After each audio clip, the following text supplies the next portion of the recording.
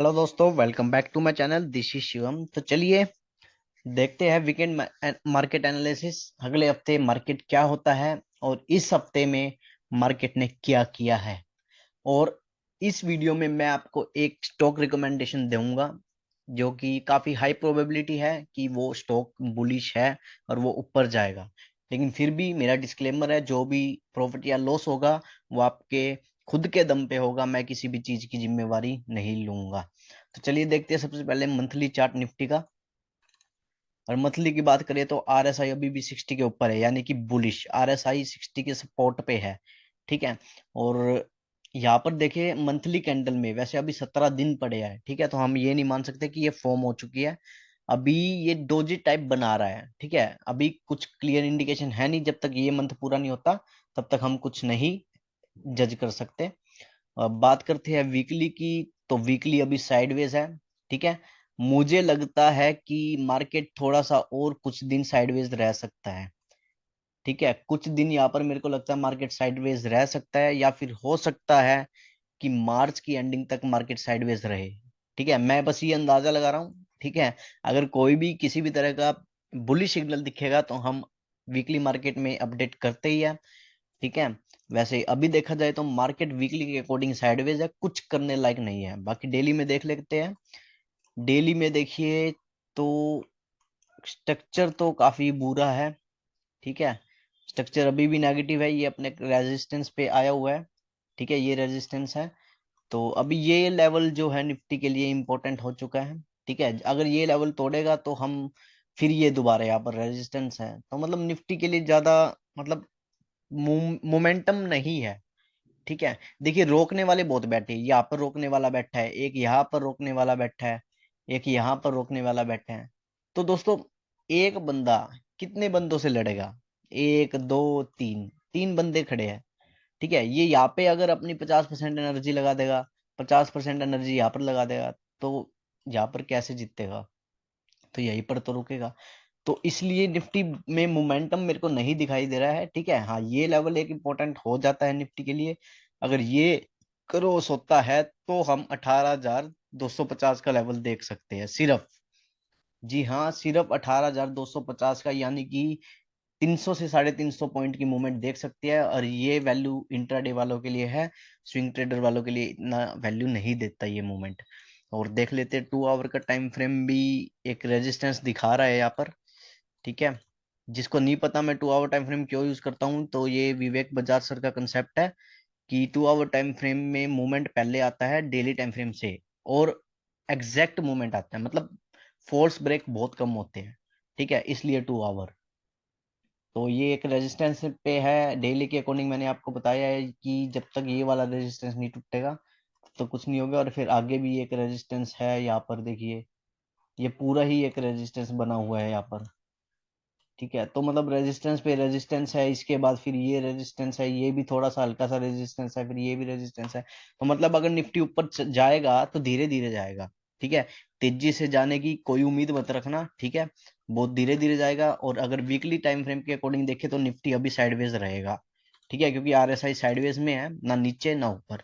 ठीक है, लेकिन ये एक रेंज शिफ्ट भी है, ये मत भूलना। ये एक रेंज शिफ्ट भी हो सकता है, जो यहाँ पे एक रेंज शिफ्ट है। लेकिन हमारी किस्मत अच्छी है कि मार्केट नेगेटिव नहीं हुआ। ठीक है, मार्केट नेगेटिव नहीं हुआ, हमारे किस्मत अच्छी है। लेकिन जब भी ये रेंज शिफ्ट होता है ना, मूवमेंट बहुत बड़ा आता है। जैसे ये देखिए, ये रेंज शिफ्ट हुआ था यहाँ पर, ये रेंज शिफ्ट होता है और देखिए क्या मूवमेंट आया। ठीक है, अगर ये मूवमेंट की हम बात करें तो ये मूवमेंट तकरीबन 13% का मूवमेंट था। अब अंदाजा लगा लो, जब गिरेगा तो फिर ये 20 ही गिरेगा। ठीक है, हमारा लक था, मार्केट नहीं गिरा। ठीक है, अब बात कर लेते हैं सेक्टर्स की। बैंक निफ्टी देखते हैं।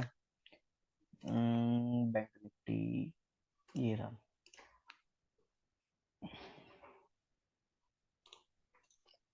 अगर वीकली टाइम फ्रेम पे, मंथली टाइम फ्रेम की वैसे जरूरत है नहीं, जब मंथ पूरा होता है तब देखने की जरूरत होती है। ठीक है, निफ्टी का मैं ऐसे ही देख लेता हूँ।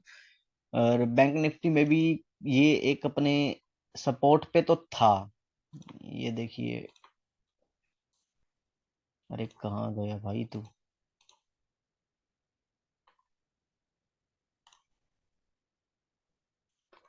देखिए ये एक पूरा सपोर्ट था, लेकिन मैं इसको सपोर्ट नहीं मानता हूँ, ये बहुत बड़ा है यार, ठीक है, इतना बड़ा सपोर्ट नहीं है। अगर आरएसआई के अकॉर्डिंग देखें तो यहाँ पर भी रेंज शिफ्ट है, ठीक है, यहाँ पर भी रेंज शिफ्ट आया है। अगेन हमारी किस्मत अच्छी है, मतलब निफ्टी और बैंक निफ्टी बिल्कुल सेम ही चल रहा है, बिल्कुल सेम इनकी चाल चल रही है, ठीक है। यहाँ पर एक डोजी बन रहा है जो कि इनसाइड बार है, वीकली टाइम फ्रेम में देखिए, बैंक निफ्टी में इनसाइड बार बना है, ठीक है। इनसाइड बार की खास बात होती है जब भी ये ब्रेकआउट देता है ऊपर या नीचे, तो मार्केट थोड़ा सा ट्रेंडिंग हो जाता है, ठीक है। अगर होता है तो बहुत अच्छा भी हो जाता है। और डेली टाइम फ्रेम में देखते हैं तो वही अगेन निफ्टी वाला हाल है इसका, ये एक रेजिस्टेंस पे है, ये रेजिस्टेंस बहुत इंपॉर्टेंट है, उसके बाद फिर ये रेजिस्टेंस है, फिर ये रेजिस्टेंस है, फिर ये रेजिस्टेंस है, मतलब अगेन इसको भी थोड़ा टाइम लग सकता है।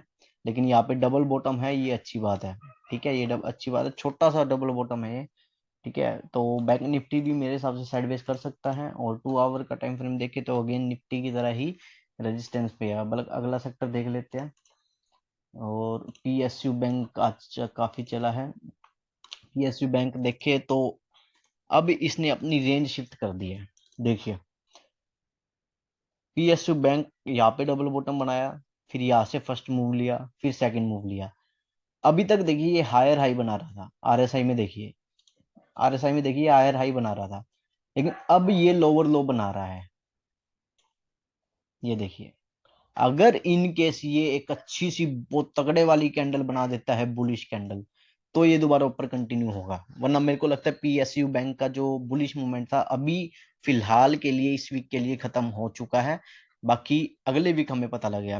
मीडिया सेक्टर तो बकवास है, इसको तो मैं काफी टाइम से देखता ही नहीं हूँ, ठीक है, ये चलता ही नहीं है, पता नहीं क्या बीमारी क्या है इसको, ठीक है। इसमें कुछ है भी नहीं भाइयों देखने के लिए, क्यों? क्योंकि वीकली कई कई कई हफ्तों से जुलाई 2022, जून 2022 से ये साइडवेज चला हुआ है, ठीक है। ऑटो सेक्टर जो, मैं काफी बुलिश हूँ ऑटो में, बस मैं वेट कर रहा हूँ कि ये ब्रेकआउट हो और अच्छा वाला ब्रेकआउट हो, ठीक है।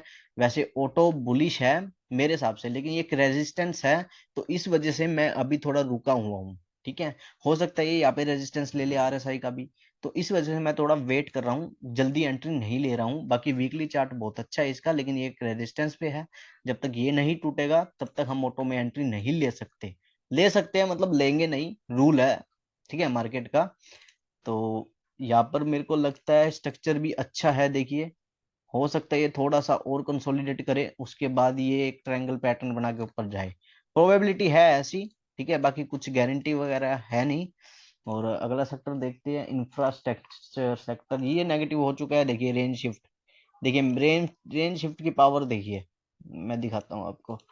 ये यहाँ पर रेंज शिफ्ट हुआ, और देखिए क्या गिरा है ये, इसका जो ये ऐसा गिरा है कि इसका बुलिश मूवमेंट ही खत्म हो गया, ठीक है। तो इसको भी इग्नोर करेंगे। फार्मा भी साइडवेज है, कुछ खास नहीं है। बैंक निफ्टी तो हमने देख लिया, कमोडिटी है क्या, कंजप्शन सेक्टर भी एक सपोर्ट पे है। मैंने कहा था कि मेरे को नहीं लगता कि यहाँ से उठेगा, क्योंकि ये कैंडल क्रॉस नहीं हुई, ये वाली जब कैंडल क्रॉस होगी ना इसका हाई, तब इसको देखेंगे। अभी के लिए इसमें कुछ भी नहीं बचा है। बाकी आईटी देखते हैं, आईटी अपने रेजिस्टेंस पे है, मैं बार बार ये बात कह रहा हूँ, ये रेजिस्टेंस टूटने जो, ये टूटेगा तभी कुछ बनेगा। और अगर ये टूटता भी है तो आईटी एक बार यहाँ पर रुक जाएगा, क्यों? क्योंकि देखिए ये लगातार कैंडल बना रहे हैं, ठीक है। मार्केट की जो चाल है वो ऐसे चलती है, जब मार्केट ऐसे चलता है ना, तो ये ज्यादा लंबा नहीं चलता, ये अगले रेजिस्टेंस पे फिर रुक जाता है। अगर ये यहाँ पर नहीं रुका ना, तो यहाँ पर पक्का रुकेगा, क्योंकि गैप एक खुद रेजिस्टेंस या सपोर्ट होता है, ये बात अगर पता हो तो, ठीक है। एफएमसीजी सेक्टर देखते हैं, ये बुलिश कहा था मैंने, हाँ ये इस वीक में साइडवेज हुआ है, नेगेटिव नहीं हुआ। ये कैंडल भले ही नेगेटिव है मैं मानता हूँ, लेकिन इसको हम बैरिश नहीं कह सकते, ठीक है। बैरिश वो होता है जो नीचे गिरता रहता है, गिरता रहता है, डाउन ट्रेंड होता है। इसका कोई ट्रेंड डाउन है नहीं अभी, ट्रेंड अच्छा है। लेकिन अगर ये कोई सिग्नल देता है डाउन ट्रेंड का, तो हम अपना डिसीजन रिवर्स कर लेंगे और बियर्स बियर बन जाएंगे। और कमोडिटी सेक्टर भी कुछ खास नहीं है। एनर्जी सेक्टर भी काफी टाइम से खत्म है। मेटल भी खत्म हो चुका है, ये देखिए इस रेजिस्टेंस में मेटल खत्म हो चुका है। मेरे जो गुरु है विशाल सर, उन्होंने मेटल पे वो काफी बुलिश थे, हालांकि मैंने उनसे ही सीखा है सब कुछ, लेकिन मैं बुलिश नहीं था। तो मेटल भी नीचे है।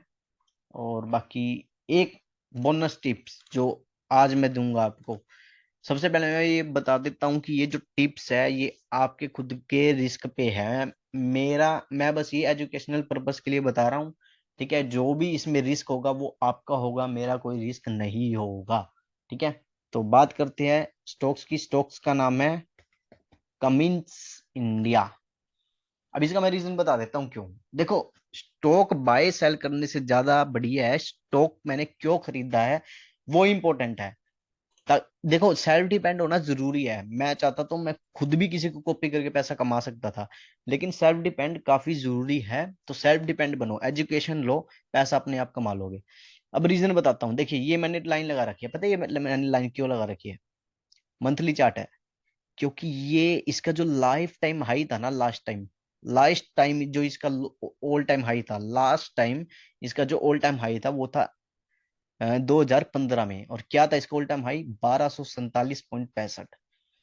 अब देखिए, इतने सालों से ये टूटा ही नहीं, लेकिन इस साल टूटा है। मतलब कुछ तो कंपनी ऐसा कर रही है ना जो अच्छा कर रही है।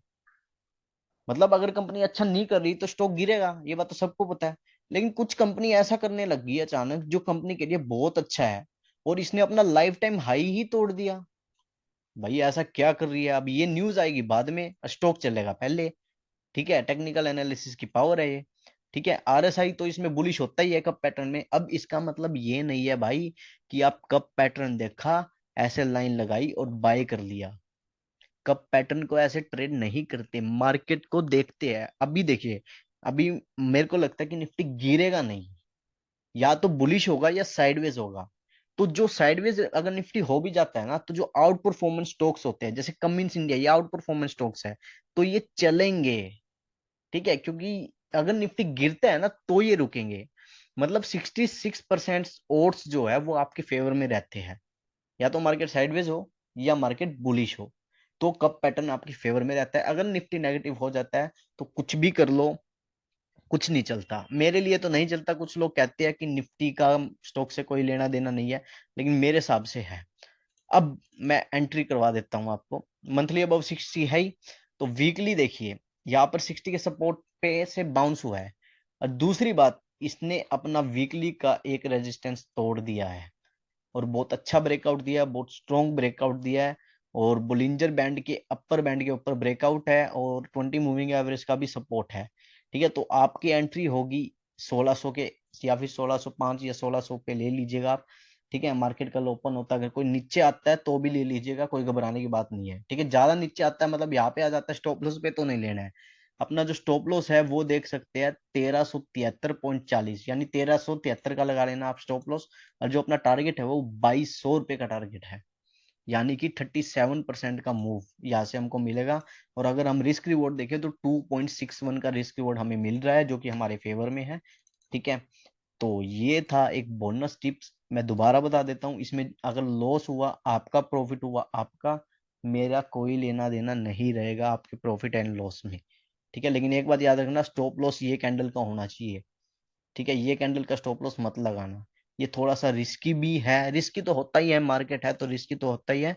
लेकिन फिर भी मैं चाहूंगा कि लॉजिकल स्टॉप लॉस लगाए। ठीक है, ऐसे छोटे मोटे स्टॉप लॉस लगाओगे तो एक वो हिट ही होता है। थोड़ा सा स्टॉप लॉस ऐसा होना चाहिए कि अगर मार्केट नीचे भी आ जाए तो उसको जगह मिले ऊपर जाने की।